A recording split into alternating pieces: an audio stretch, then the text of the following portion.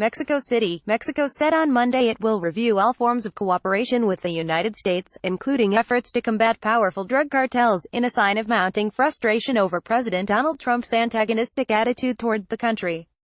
President Enrique Pena Nieto gave the order to his cabinet in a meeting on Sunday after a week of heightened bilateral tensions, during which he rebuked Trump for repeatedly stoking conflict and chafing against Mexico.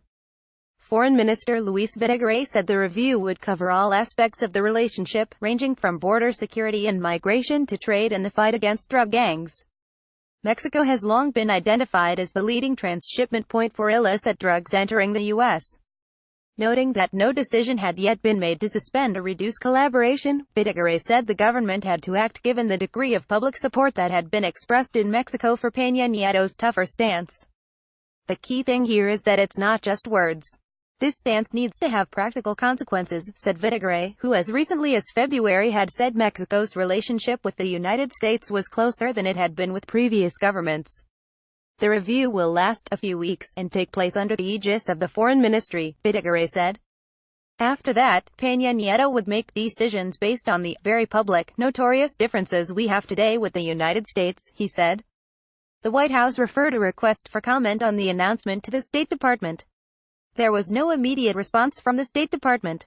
The Mexican government's decision was backed by opposition lawmakers, who said it vindicated the Senate's call last week for the government to end cooperation on migration and security with the United States in response to Trump deploying the National Guard on the U.S.-Mexico border.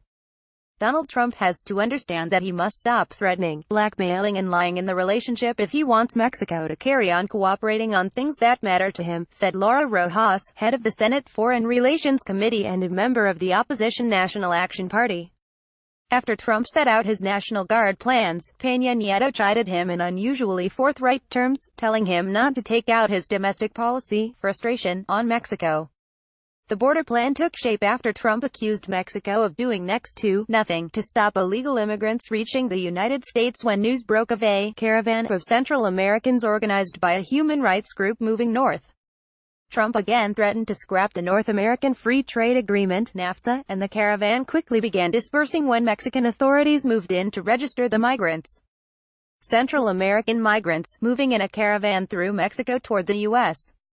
border, stand in line for food at a shelter set up for them by the Catholic Church, in Puebla, Mexico, April 6, 2018. Trump, who launched his election campaign in 2015 by calling Mexicans who come to the United States rapists, has caused profound anger in Mexico with his repeated broadsides on trade and migration, as well as his plans for a southern border wall.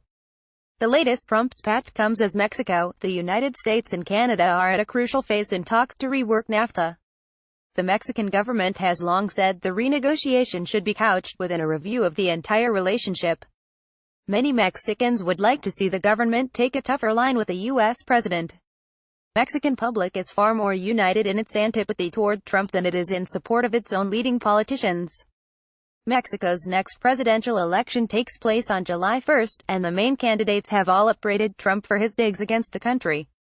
The candidate of the ruling Institutional Revolutionary Party, PRI, is in third place in most polls. Pena Nieto, who cannot stand for re-election, has one of the lowest approval ratings of any modern Mexican president, but tends to benefit from taking a firm stand against Trump.